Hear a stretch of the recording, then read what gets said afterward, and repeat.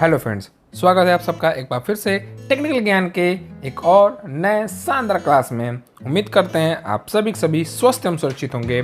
तो बात करते हैं हम पिछले पहले 2 क्लास की, जहां पे हमने कंप्यूटर का सामान्य परिचय आपको बताया, जिसके लिए 2 पार्ट बनाए गए, पार्ट 1 और पार्ट 2, जिसको आप लास्ट में अगर आपने नहीं देखा है तो आई बटन पर उसकी लिंक और डिस्क्रिप्शन बॉक्स में आपको मिल जाएगी, वहां से जाकर के आप देख सकते हैं। साथ ही साथ अगर आपको उन्हीं क्लास को डिटेल में जानना है तो आप डिस्क्रिप्शन बॉक्स में दिए गए पूर्ण डिटेल क्लास को भी जाकर आसानी से देख सकते हैं। पर आज की क्लास काफ़ी इंपॉर्टेंट है, क्योंकि पिछले 2 क्लास से बनने वाले कुछ महत्वपूर्ण क्वेश्चन को लेकर हम आपके सामने आए हैं, जिसका जवाब इस क्लास में हम देंगे। उम्मीद है ये क्लास आपको पसंद आएगी। तो समय को ना गंवाते हुए चलिए फटाफट करते हैं आज की क्लास को स्टार्ट।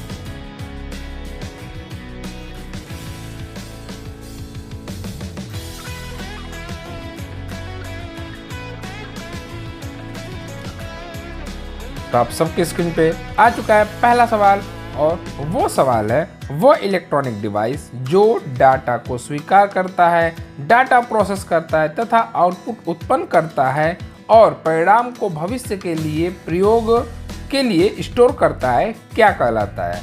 तो इसका सही जवाब होगा, वो जवाब होगा आपका कंप्यूटर।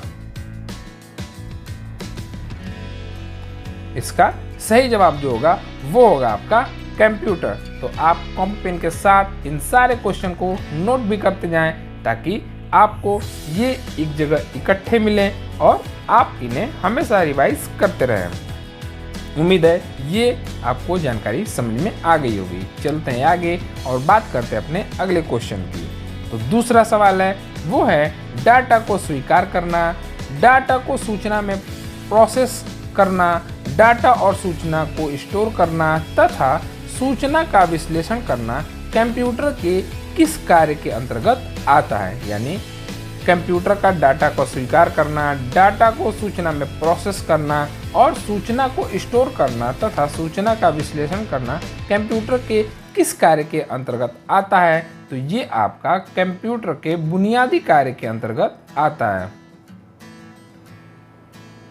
ये कंप्यूटर के बुनियादी कार्य यानी बेसिक कार्य के अंतर्गत आता है, जिसके अंतर्गत आप ये सब कॉमा लगा के दिया गया है। चाहे बात करें हम डाटा को स्वीकार करने की या डाटा को सूचना में प्रोसेस करने की, डाटा और सूचना को स्टोर करने की तथा सूचना का विश्लेषण करने की, ये सारे कार्य जो हैं वो आपके बुनियादी कार्य के अंतर्गत आते हैं। चलते हैं आगे और बात करते हैं आपके अगले प्रश्न की। तो आपका अगला प्रश्न स्क्रीन पे है, जो कि है इनपुट की कंप्यूटर प्रोसेसिंग का क्या परिणाम होता है? एक बार फिर से पढ़ते हैं, इनपुट के कंप्यूटर प्रोसेसिंग का परिणाम क्या होता है? तो इसका परिणाम जो होता है वो होता है आपका आउटपुट। इसका जो परिणाम होता है वो होता है आपका आउटपुट। तो सही जवाब जो है वो होगा आपका आउटपुट। अगर आपको याद हो तो एक बार फिर से आपको याद दिला दें कि जब हमने आपको पढ़ाया था कंप्यूटर की कार्य प्रणाली, जिसमें हम आपको एक दिखाए थे इनपुट, उसके बाद प्रोसेस और उसके बाद आता है आपका आउटपुट। तो यहां पे दिया हुआ है इनपुट के कंप्यूटर प्रोसेसिंग का परिणाम होता है, यानी इनपुट जब जाकर प्रोसेस करता है तो आपको क्या परिणाम मिलता है? तो वही परिणाम आपका जो होता है वो होता है आपका आउटपुट। इसकी क्लास अगर आप चाहें तो इस क्लास के बाद आई बटन या डिस्क्रिप्शन बॉक्स में जाकर देख सकते हैं, जो बेसिक कंप्यूटर इंट्रोडक्शन के अंतर्गत आपको समझाया और बताया गया है। उम्मीद है ये क्वेश्चन आपको समझ में आया होगा। अब चलते हैं आगे और बात करते हैं अपने अगले क्वेश्चन की। तो हमारा अगला प्रश्न स्क्रीन पे वो ये है, अर्थपूर्ण ढंग से व्यवस्थित या प्रस्तुत किए गए डाटा को क्या कहते हैं? अर्थपूर्ण ढंग से व्यवस्थित या प्रस्तुत किए गए डाटा को क्या कहते हैं? इसे हम सूचना कहते हैं। इसको हम सूचना कहते हैं। अगर आपको याद हो तो डाटा का जब आपको परिभाषा बताया गया था तो उसमें ये सारी चीज़ें आपको बताई गई थी कि आपका डाटा क्या होता है, और डाटा की परिभाषा से ही इस प्रश्न को लिया गया है, जहाँ पे आपका ये प्रश्न है, अर्थपूर्ण ढंग से व्यवस्थित या प्रस्तुत किए गए डाटा को क्या कहते हैं, यानी जहां से आप अर्थपूर्ण का मतलब हो गया जहां से आप उससे किसी रिजल्ट में पहुंच सकें, और वही आपका क्या कहलाता है, वही आपका सूचना कहलाता है। उम्मीद है ये जानकारी आपको समझ में आ गई होगी। अब चलते हैं आगे और बात करते हैं अपने अगले प्रश्न की। तो हमारा अगला प्रश्न है जो कि है नॉन न्यूमेरिक डाटा का एक उदाहरण। नॉन न्यूमेरिक डाटा का मतलब जहां पे आप अंकों का इस्तेमाल तो करें लेकिन उनमें अंक गणितीय क्रियाएं न की जा सके, यानी आपका इसका सही जवाब होगा वो होगा आपका एड्रेस। एड्रेस जो होता है वो नॉन न्यूमेरिक डाटा का सबसे अच्छा उदाहरण है, जहाँ पे आप अंकों का इस्तेमाल भी करते हैं, लेटर का भी इस्तेमाल करते हैं, साथ ही साथ आप स्पेशल कैरेक्टर का भी इस्तेमाल करते हैं, लेकिन उनमें किए गए अंकों का आप अंक गणितीय क्रिया नहीं कर सकते। जैसे अगर किसी का एड्रेस आप बताते हैं तो उसमें आपका हाउस नंबर, साथ ही साथ पिन कोड जैसे को बताने के लिए आप अंकों का इस्तेमाल तो करते हैं, लेकिन इनमें अंक गणितीय क्रियाएं नहीं होती हैं। तो नॉन न्यूमेरिक डाटा का सबसे अच्छा उदाहरण है वो है आपका एड्रेस। किसी का भी एड्रेस जो होता है वो नॉन न्यूमेरिक डाटा का एक अच्छा उदाहरण है। उम्मीद है ये जानकारी आपको समझ में आई होगी। अब चलते हैं आगे और बात करते हैं अपने अगले प्रश्न की। और हमारा अगला प्रश्न है उस डिवाइस को क्या कहेंगे जो कंप्यूटर सिस्टम को बनाता है तथा जिसे हम देख और छू सकते हैं। बहुत ही आसान जवाब है इसका, और उसका आसान जवाब ये होगा हार्डवेयर। उस डिवाइस को क्या कहेंगे जो कंप्यूटर सिस्टम को बनाता है तथा जिसे हम देख और छू सकते हैं। तो कंप्यूटर के दो ही आपके होते हैं घटक होते हैं, जहां पे आप जानते हैं कि कंप्यूटर सिस्टम के दो घटक होते हैं, एक होता है आपका हार्डवेयर और एक होता है आपका सॉफ्टवेयर। एक होता है आपका हार्डवेयर, दूसरा होता है सॉफ्टवेयर। तो हार्डवेयर को हम देख सकते हैं, सॉफ्टवेयर भी आपका डिवाइस को बनाने में बहुत महत्वपूर्ण योगदान निभाता है, लेकिन आखिरी में जब प्रश्न आप पढ़ रहे हैं तो वहाँ दे रहा है कि हम उसे देख और छू सकते हैं। तो यहाँ पे हम सॉफ्टवेयर को देख तो सकते हैं पर छू नहीं सकते यहाँ पे। तो ये आपका सॉफ्टवेयर जो है वो सही जवाब नहीं होगा। तो आपका दूसरा जवाब बचता है वो बचता है आपका हार्डवेयर। तो हार्डवेयर इसका क्या होगा, सही जवाब होगा। एक बार फिर से अगर आप पढ़ें तो उस डिवाइस को क्या कहेंगे जो कंप्यूटर सिस्टम को बनाते हैं या बनाती है जिसे हम देख और छू सकते हैं, इसका सही जवाब होगा वो होगा आपका हार्डवेयर। अब चलते अपने अगले प्रश्न की तरफ, जो कि है भारत का पहला कंप्यूटर कहाँ स्थापित किया गया था। भारत का पहला कंप्यूटर कहाँ स्थापित किया गया था, तो इसका सही जवाब होगा वो होगा भारतीय सांख्यिकी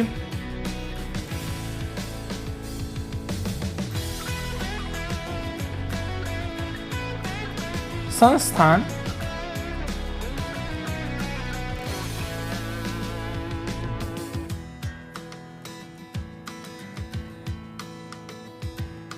कलकत्ता, जिसे आप कोलकाता भी कहते हैं। भारतीय सांख्यिकी संस्थान कोलकाता में भारत का पहला कंप्यूटर स्थापित किया गया था। चलते हैं आगे और बात करते हैं अपने अगले महत्वपूर्ण प्रश्न की, जो कि है देश का प्रथम कंप्यूटर साक्षर जिला किस राज्य में स्थित है। देश का प्रथम कंप्यूटर साक्षर जिला किस राज्य में स्थित है, तो इसका सही जवाब होगा वो होगा आपका केरल में। ये होगा आपका केरल में। और वो जिला कौन सा है, तो उस जिला का नाम है मल्लपुरम। उस जिला का नाम है मल्लपुरम। मल्लपुरम में आपका वो जिला, वो कंप्यूटर साक्षर जिला है जिसे मल्लपुरम, और वो आपका केरल में स्थित है। उम्मीद है ये जानकारी आपको समझ में आई होगी। अब चलते हैं आगे और बात करते हैं अपने अगले प्रश्न के बारे में। हमारा अगला प्रश्न है वो है डाटा प्रोसेसिंग का क्या अर्थ है। डाटा प्रोसेसिंग का क्या अर्थ है, तो डाटा प्रोसेसिंग का अर्थ होता है डाटा को उपयोगी बनाना। इसका सही जवाब होगा वो होगा डाटा को उपयोगी बनाना। डाटा प्रोसेसिंग का अर्थ होता है डाटा को उपयोगी बनाना, क्योंकि डाटा प्रोसेसिंग में वर्गीकृत या रॉ डाटा को वर्गीकृत कर उपयोगी के लायक बनाया जाता है। तो डाटा प्रोसेसिंग का अर्थ होता है डाटा को उपयोगी बनाना, जिससे हम उसका एक अर्थपूर्ण इस्तेमाल कर सकें। उम्मीद है ये प्रश्न भी आपको अच्छे समझ में आया होगा। अब चलते हैं आगे और बात करते हैं अपने अगले प्रश्न की। चिन्हात्मक डाटा में किसका प्रयोग किया जाता है? अगला प्रश्न हमारा है वो है आपका चिन्हात्मक डाटा में किसका प्रयोग किया जाता है? तो चिन्हात्मक डाटा में आपका अंकों का, अक्षरों का तथा चिन्हों का इस्तेमाल किया जाता है। यानी आप अंकों का इस्तेमाल करते हैं, अक्षरों का इस्तेमाल करते हैं तथा साथ ही साथ कुछ चिन्हों का इस्तेमाल करते हैं, जैसे कि आपके कुछ महत्वपूर्ण बता दें, comma, full stop, double inverted comma जैसे चिन्हों का भी हम इस्तेमाल करते हैं। यानी अगर आपसे कोई पूछे कि चिन्हात्मक डाटा में किसका प्रयोग किया जाता है, तो अल्फा न्यूमेरिक की का इस्तेमाल किया जाता है। आप एक वर्ड है अल्फा न्यूमेरिक, अगर आप देखेंगे तो ये आपको एक कीबोर्ड में नजर आते हैं। अगर इस कीबोर्ड का स्ट्रक्चर ऐसा कुछ बनता है तो सबसे ऊपर आपको मिलता है फंक्शन की, उसके बाद एक छोटा सा होता है नंबर की जिसमें सिंबल्स भी होते हैं, उसके बाद होता है आपका अल्फ़ाबेटिक की जिसमें अल्फ़ाबेटिक और कुछ यहाँ पे छोटे छोटे आपके सिंबल्स होते हैं। तो अगर हम बात करें अल्फ़ा न्यूमेरिक की तो ये जो सेक्शन होता है जहाँ पे आपके नंबर्स और आपका ये अल्फ़ाबेटिक की के साथ साथ ये जो छोटे छोटे आपके सिंबल्स की होते हैं, तो ये पूरे की को हम क्या कहते हैं? अल्फ़ा न्यूमेरिक की। तो अगर आपसे कोई सीधे सीधे पूछे कि चिन्हात्मक डाटा में किसका प्रयोग किया जाता है, तो आप अलग अलग भी बता सकते हैं, अंकों का, अक्षरों का, चिन्हों का, या कह सकते हैं कि अल्फ़ा न्यूमेरिक की का भी इस्तेमाल हम करते हैं चिन्हात्मक डाटा के प्रयोग में। उम्मीद है ये जानकारी भी आपको समझ में आई होगी। चलते हैं आगे और बात करते हैं अपने अगले क्वेश्चन की, जो कि है विश्व में सर्वाधिक कंप्यूटर वाला देश कौन सा है? तो विश्व में सर्वाधिक कंप्यूटर वाला देश जो है वो है आपका संयुक्त राज्य अमेरिका।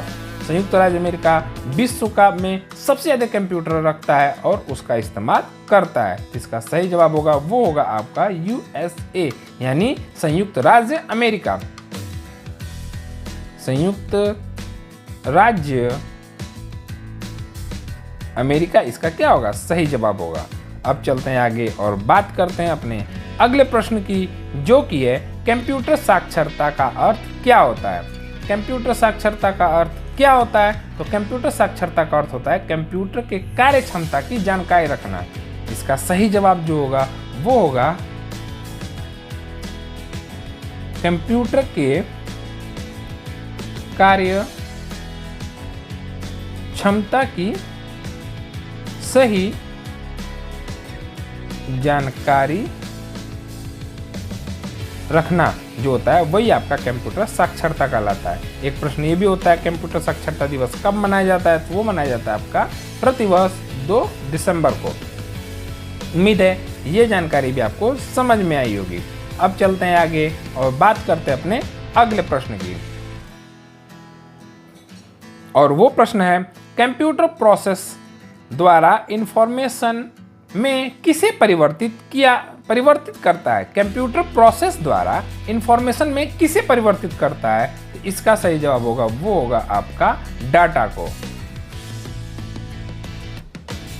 इसका सही जवाब जो होगा वो होगा आपका डाटा को। कंप्यूटर प्रोसेस द्वारा इंफॉर्मेशन में किसे परिवर्तित करता है? तो वो आपका डाटा को परिवर्तित करता है। तो ये थे कुछ चुनिंदे प्रश्न जो आपको पिछली 2 कक्षाओं में से आपसे पूछे जाते हैं। 2 ब्लैंक सीट हमने खाली छोड़ी है 14वां और 15वां प्रश्न का, जो कि बहुत बेसिक होता है और इसका जवाब आपको खुद ढूंढना है और कमेंट बॉक्स में हमें बताना है। ये बेसिक क्वेश्चन होते हैं जो आमतौर पे कभी भी आपसे पूछे जा सकते हैं अगर आप कहते हैं कि आप एक कंप्यूटर के स्टूडेंट हैं। उनमें एक सवाल होता है वो होता है कंप्यूटर क्या है?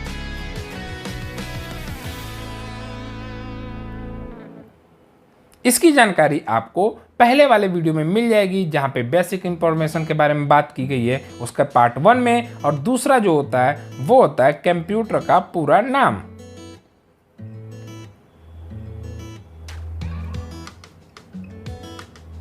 ये हम आपको बता दें कंप्यूटर का पूरा नाम क्या होता है, इसको आप फटाफट देख लीजिए। COMPUTE